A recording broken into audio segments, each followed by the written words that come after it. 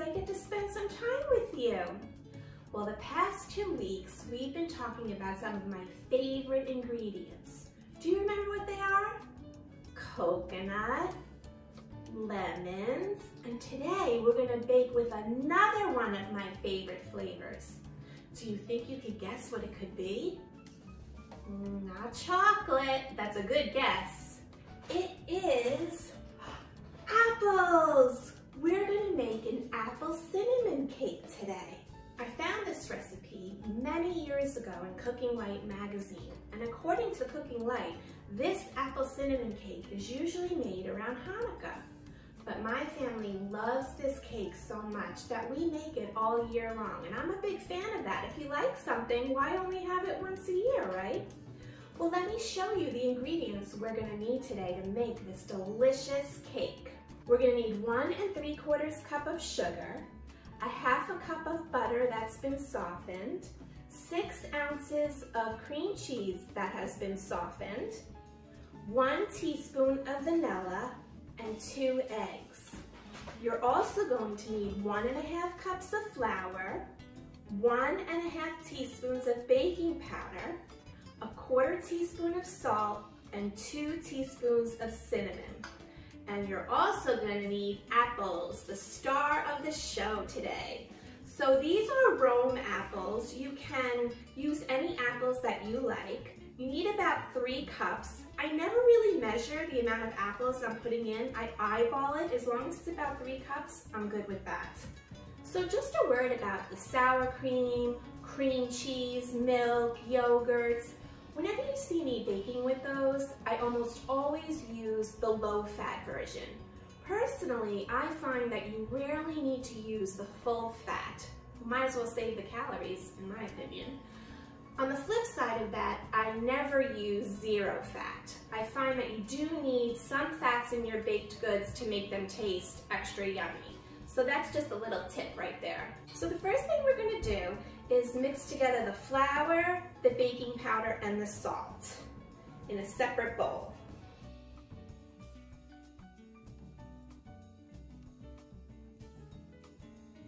Once that's all mixed together, we're gonna leave that aside. In our bowl for your hand mixer or your stand mixer, we're gonna add the other ingredients. So originally we needed 1 3/4 cups of sugar. Out of that, we're gonna save 1/4 cup. And I'm gonna put that in a separate bowl and set that aside. So then I'm gonna add the rest of the sugar, the butter, the cream cheese, and the vanilla. And then I'm gonna mix that for about 4 minutes until it's really light and fluffy and a pale yellow color.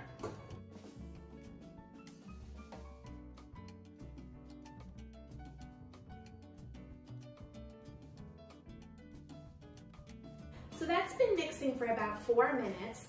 I scraped down my bowl once to make sure everything's getting off the bottom. Now I'm gonna add my eggs.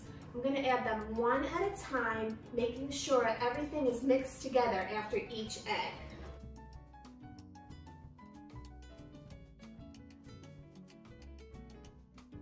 Now that both eggs are mixed into my batter, I'm going to slowly add my flour mixture and mix that in.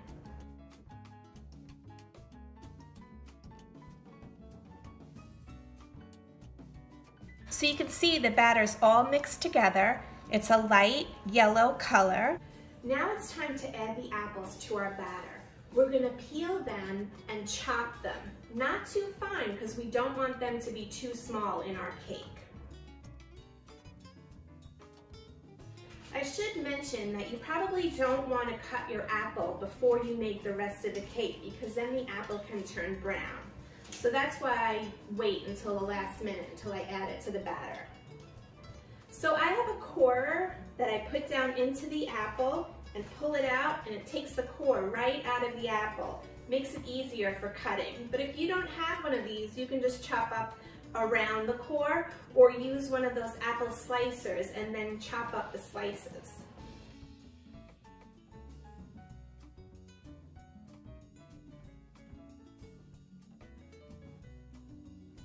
So this is about the size of the apple that we want.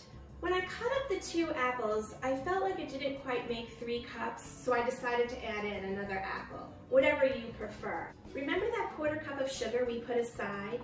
Well, now we're going to add the 2 teaspoons of cinnamon to our sugar and mix that up. Once our cinnamon sugar mixture is all mixed together, we're going to add it to the apples and mix that all together.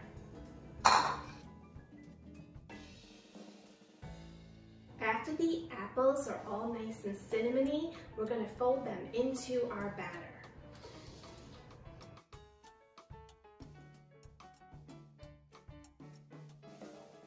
I'm using a 9-inch springform pan to bake the cake in. If you're not familiar with a springform pan, it comes in 2 different pieces. You put the bottom around the circle and you just lock it in place. It really makes a pretty presentation when the cake is done.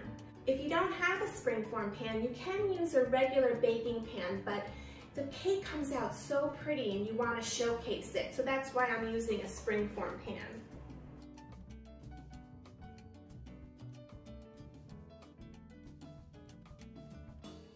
I've put the cake mixture into the pan, spread it out evenly, and I'm going to put it into my oven. I've had my oven preheating to 350 degrees. I'm going to start checking this cake after 1 hour. I want to see that the sides of the cake are pulling away from the springform pan. I wouldn't recommend using a cake tester in this cake because of the cream cheese and the apple. It's very moist, so you will have crumbs sticking to the cake tester.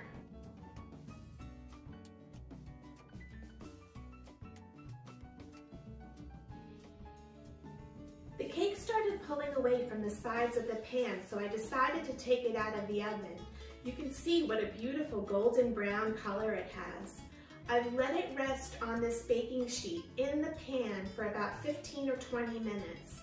Now I'm going to unlock the springform pan and let it cool to room temperature on this wire rack. The cake has cooled completely and I've transferred it to this cake dish. You can see that it really makes a pretty cake, and that's why I like to use the springform pan.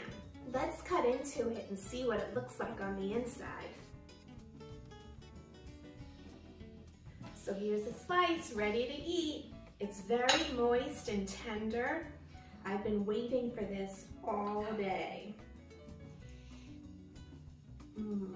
Really yummy. I really recommend you give this cake a try. This is turning out to be one of the best parts of my job as a librarian. Stay sweet, parakeet. See you next time.